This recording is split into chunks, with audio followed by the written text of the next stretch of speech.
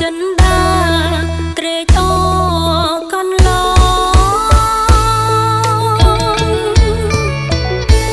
អង្គអោខេមរាយើងមានវាសនាជោគជ័យខ្ពស់សំណាងបានរួមផនរំដាជ្រួខោខើយងខ្នងពុកសានលះបងច្រើនពេកកន្លងប្រើទុនជីវិតជាក្បូនចម្លងជើងឆ្លងផុតគ្រោះទាំងឡាយអង្គអោមហាគុណធំធេងអង្គចាធំជាងលោកាសឹងមន្តចលសាធំហួងបរិយាយ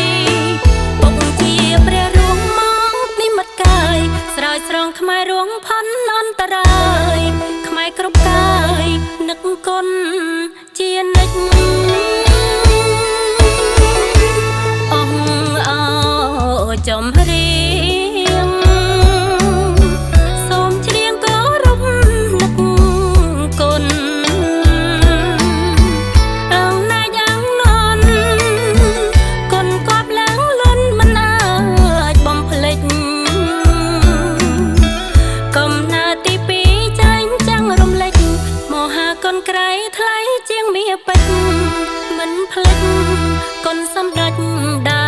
រជោ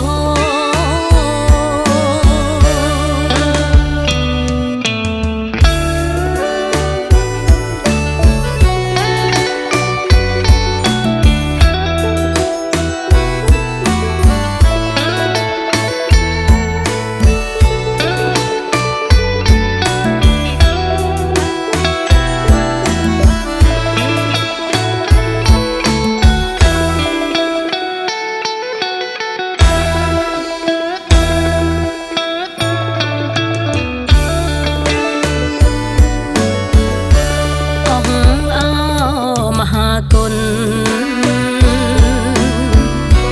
ធំធេងអង្គចាធំជាងលោកាសឹងមន្តចលសាធំហួងបរិយាយពុកជាព្រះរួងមកនិមិត្តកាយស្រោចស្រង់ខ្មែររួងផាន់អន្តរាយខ្មែរគ្រប់កាយនឹកគុណជានិច្ចអង្គអោចំរៀងសូមច្រៀងគោរពនឹកគុណអង្គណាយ៉ាងនន់គុណគប់ឡើងលន់មិនអាចបំភ្លេចកំណើតទីពីរចាញ់ចាំងរំលេចមហាគុណក្រៃថ្លៃជាងមាសពេជ្រមិនភ្លេចគុណសម្ដេចដែរជោ